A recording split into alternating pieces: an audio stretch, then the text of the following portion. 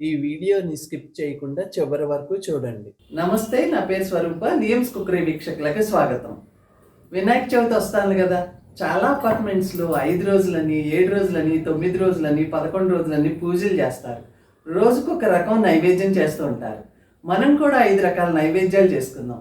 5 రకాల నైవేద్యాలు చేసుకోవాలంటే పప్పులు నానబెట్టక్కర్లేదు, రుబ్బక్కర్లేదు, దంచక్కర్లేదు. మరి ఏ విధంగా నైవేద్యాలు చేసుకుందాం? ఎర్రటుకులు ఉంటే చాలు. రండి, 5 రకాల నైవేద్యాలు చేసుకుందాం. వినాయక చవితికి 5 రకాల నైవేద్యాలు చేసుకుందాం అనుకున్నాం కదా. మొదటగా దద్దోజనం చేసుకుందాం. ఇప్పుడు అటుకులతోటి దద్దోజనం చేసుకుందాం. ఇవి ఎర్ర అటుకులు, ఎర్ర బియ్యంతో తయారు చేసిన అటుకులు. ఇవి 1 కప్పు అటుకులు తీసుకున్నాను. ఇప్పుడు వీటిని శుభ్రంగా కడుక్కుందాం. ధూళి ఉంటుంది కదా, 1-2 సార్లు కడుక్కుందాం. వేరే గిన్నెలోకి వేసుకుందాం. 1 కప్పు అటుకులు తీసుకుంటే 1 కప్పు చిక్కటి పెరుగు తీసుకోవాలి. ఇప్పుడు అంతా కలుపుకుందాం. ఈ అటుకులు పెరుగులో నానితే దద్దోజనం బాగుంటుంది. పెరుగులో నానబెట్టిన అటుకులు 15 నిమిషాలు నానబెట్టుకోవాలి.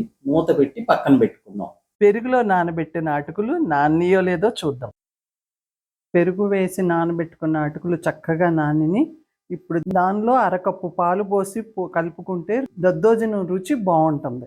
ఆ దద్దోజనంలో మిగతా ఇంగ్రీడియంట్స్ కలుపుకుందాం. కారానికి పచ్చిమిరపకాయలు వేయించుకుని కలుపుకుంటాం కదా, పచ్చిమిరపకాయలే కాకుండా మిరియాల పొడి కూడా కలుపుకుంటే దద్దోజనం రుచి బాగుంటుంది. 1/2 టీ స్పూన్ మిరియాల పొడి, రుచికి సరిపడా ఉప్పు, కొంచెం కొత్తిమీర, 1 టేబుల్ స్పూన్ దానిమ్మ గింజలు కలుపుకుందాం. రుచి బాగుంటుంది. ఇవన్నీ చక్కగా కలుపుకుందాం. ఇప్పుడు తాలింపు పెట్టుకుందాం. ఒక చిన్న ప్యాన్ పెట్టుకుని దానిలో 1 టీ స్పూన్ నూనె, 1/2 టీ స్పూన్ నెయ్యి, ఆవాలు, మినపప్పు, శనగపప్పు, ఎండుమిరపకాయలు, కరివేపాకు, 1/2 ఇంచు అల్లం ముక్క తీసుకుని సన్నగా తరిగి వేయించుకోవాలి. 5 పచ్చిమిరపకాయలు తీసుకుని ఇలా సన్నగా తరగాలి. 1 టీ స్పూన్ సన్నగా తరిగిన జీడిపప్పు. ఇవన్నీ చక్కగా వేయించుకోవాలి. చివరిగా 1/4 టీ స్పూన్ ఇంగువ వేసుకుందాం. ఇప్పుడు దద్దోజనంలో కలుపుకుందాం. రుచికరమైన దధ్యోదము తయారైంది. దీన్ని గ్రాంధికంలో దధ్యోదము అంటారు, వాడుక భాషలో దద్దోజనం అంటారు. దద్దోజనం చేసుకోవటం అయ్యింది కదా, ఇప్పుడు కట్టె పొంగల్ తయారు చేసుకుందాం. స్వీట్ కట్టె పొంగల్ చేసుకోవాలంటే ముందుగా పెసరపప్పు నానబెట్టుకోవాలి. 1-2 టేబుల్ స్పూన్లు పెసరపప్పు నానబెట్టుకుందాం. 1-2 సార్లు కడుక్కుని నానబెట్టుకోవాలి. పెసరపప్పు 1 పావు గంట సేపు నానితే సరిపోతుంది. పెసరపప్పు చక్కగా నానింది. కొంచెం ఎసరు పోసి ఉడికించుకుందాం. పెసరపప్పు మెత్తగా ఉడకకూడదు, కొంచెం పలుకుగానే ఉడికించుకోవాలి. 2 నిమిషాలు ఉడికితే సరిపోతుంది. సిమ్లో పెట్టి ఉడికించుకుందాం.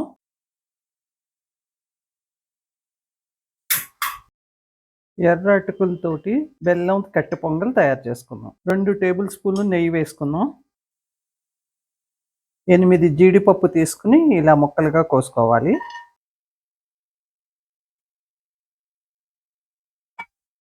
ఇలా వేయించుకోవాలి. ఇప్పుడు వేరే గిన్నెలోకి తీసుకుందాం. పచ్చి కొబ్బరి తీసుకుని ఇలా సన్నగా ముక్కల్లాగా కోసుకోవాలి. 1/4 కప్పు పచ్చి కొబ్బరి ముక్కలు. ఇవి కూడా చక్కగా బ్రౌన్గా వచ్చే వరకు వేయించుకుందాం. బ్రౌన్గా అయ్యే వరకు వేయించుకుంటేనే అప్పుడు కొబ్బరి ముక్కలు రుచి వస్తాయి. నెయ్యి రాకుండా వట్టి ముక్కలు తీసుకోవాలి. ఇప్పుడు 10 కిస్మిస్ తీసుకుని వేయించుకుందాం. కిస్మిస్ కూడా ఇలా బ్రౌన్గా వేగేటట్టుగా వేయించుకోవాలి. డ్రై ఫ్రూట్స్ వేయించుకోవటం అయ్యింది కదా, అదే నేతిలో ఉడికించిన పెసరపప్పు వేసి వేయించుకోవాలి. కమ్మటి వాసన వచ్చే వరకు వేయించుకోవాలి. ఈ రంగు వచ్చే వరకు వేయించుకోవాలి. ఇప్పుడు పచ్చి అటుకులు పోసుకోవాలి. 1 కప్పు ఎర్ర అటుకులు తీసుకుని వేయించుకుందాం. కట్టె పొంగల్ అయినా కానీ నెయ్యి సరిపడా లేకపోతే రుచి ఉండదు, అందుకనే సరిపడా నెయ్యి వేసుకోవాలి. అటుకులు చక్కగా వేగిని. ఇప్పుడు బెల్లం వేసుకుందాం. 1 కప్పు ఎర్ర అటుకులకి 3/4 కప్పు బెల్లం తీసుకోవాలి. ఇంకా కొంచెం స్వీట్ కావాలంటే ఇంకొంచెం ఎక్కువ వేసుకోవచ్చు. బెల్లం అంతా కరిగిపోయింది. ఇప్పుడు పాలు పోసుకుందాం. 1 కప్పు పాలు పోసుకోవాలి.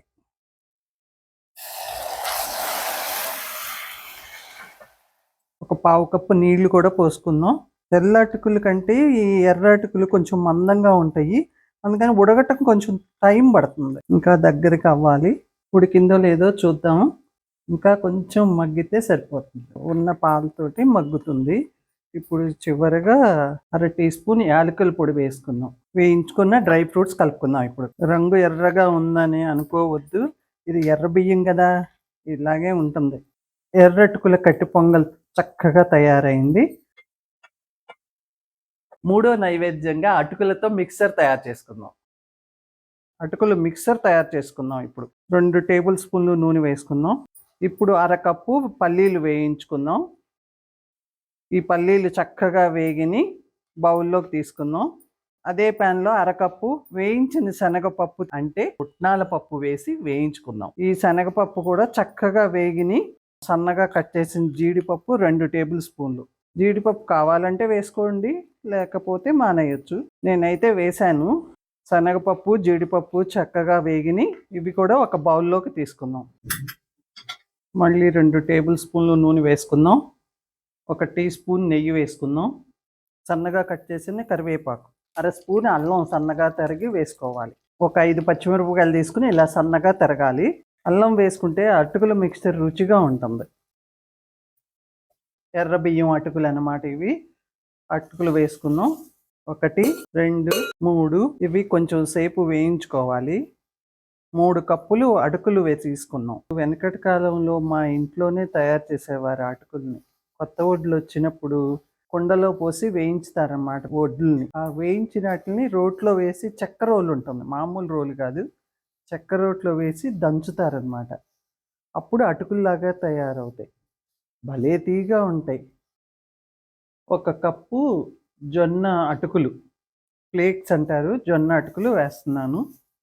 రుచిగా ఉంటుంది మిక్సర్.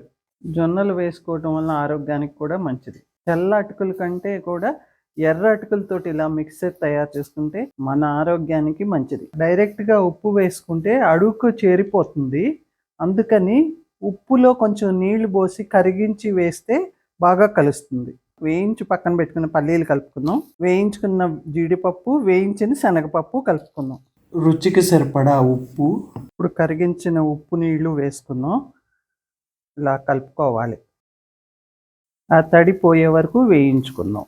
మిక్సర్కి అంతటికి ఉప్పు చక్కగా పడుతుంది. అటుకులు చక్కగా వేగిని ఇప్పుడు బౌల్లోకి తీసుకుందాం. అంతే, రుచికరమైన ఎర్ర అటుకుల మిక్సర్ తయారయ్యింది. 4వ నైవేద్యంగా అటుకులతో పాయసం తయారు చేసుకుందాం. ఇప్పుడు ఎర్ర అటుకుల పాయసం తయారు చేసుకుందాం. ముందుగా ఒక గిన్నె పెట్టుకుని 3/4 కప్పు బెల్లం కరిగించుకోవాలి. దీనిలో తుక్కది ఉంటుంది కదా, అందుకని కరిగించుకుందాం. 1/4 కప్పు నీళ్లు పోసి కరిగించుకుందాం. బెల్లం పూర్తిగా కరిగిపోయింది. ఇది పక్కన పెట్టుకుందాం. వేరే గిన్నె పెట్టుకుని పాలు వేడి చేసుకుందాం. 2 కప్పులు పాలు తీసుకోవాలి. 1 2 1 కప్పు నీళ్లు. ఈ పాలు కూడా వేడి చేసుకుని పక్కన పెట్టుకుందాం. ఈ ప్యాన్లో 2 చెంచాలు నెయ్యి వేసుకుందాం. 8 జీడిపప్పులు తీసుకుని వేయించుకుందాం. ఈ జీడిపప్పులు మాడకుండా చక్కటి బ్రౌన్ వచ్చే వరకు వేయించుకుందాం. మాడితే రుచి బాగోదు. ఈ రంగు వస్తే చాలు. బౌల్లోకి తీసుకుందాం. 10 కిస్మిస్ వేయించుకుందాం. ఇవి కూడా మాడకుండా వేయించుకుందాం. వేగిని ఇవి కూడా బౌల్లోకి తీసుకుందాం. తురిమిన పచ్చి కొబ్బరి 1/4 కప్పు వేసి వేయించుకుందాం. పచ్చి కొబ్బరి అయితే కనుక రుచి బాగుంటుంది. ఇది కూడా కొంచెం రంగు మారే వరకు వేయించుకుందాం. కొంచెం ఎర్రగా అయింది కదా, ఇలా ఉంటే చాలు. స్పూన్ నెయ్యి వేసుకుందాం. 1 కప్పు ఎర్రటుకులు వేసుకుందాం. 5 నిమిషాలు నేతిలో అటుకులు వేయించుకోవాలి. అప్పుడు పాలు పోసుకోవాలి. అటుకులు చక్కగా వేగిని కాగబెట్టుకున్న పాలు పోసుకుందాం. మూత పెట్టి మీడియం ఫ్లేమ్లో ఉడికించుకుందాం.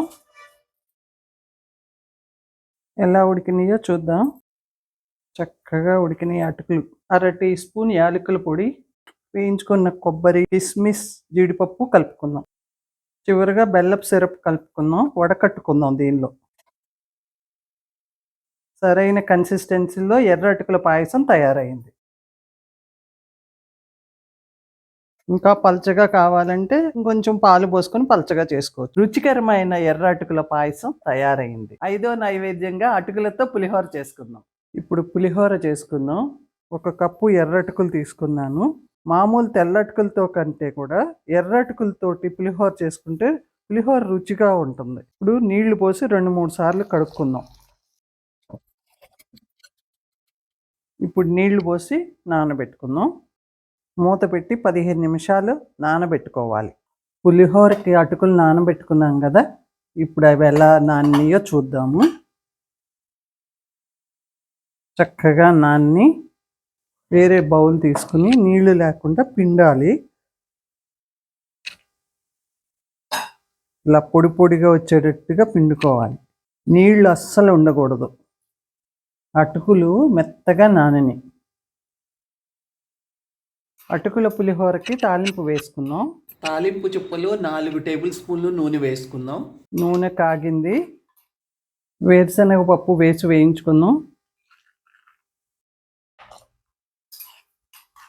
ఇప్పుడు జీడిపప్పు, ఆవాలు, పచ్చిశనగపప్పు, మినప్పప్పు, ఎండుమిరపకాయలు, కరివేపాకు,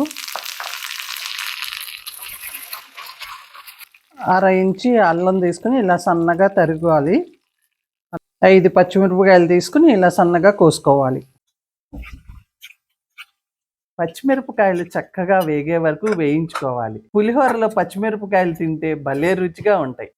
1/2 చెంచా పసుపు, రుచికి సరిపడా ఉప్పు దీనిలోనే వేసుకుంటే తొందరగా కలుస్తుంది. పొయ్యి కట్టేసేసి అప్పుడు చివరగా ఇంగువ వేసుకుందాం. పులిహోరలో నువ్వు పొడి వేసుకుంటే రుచిగా ఉంటుంది పులిహోర. 3 చెంచాలు నువ్వుల పొడి.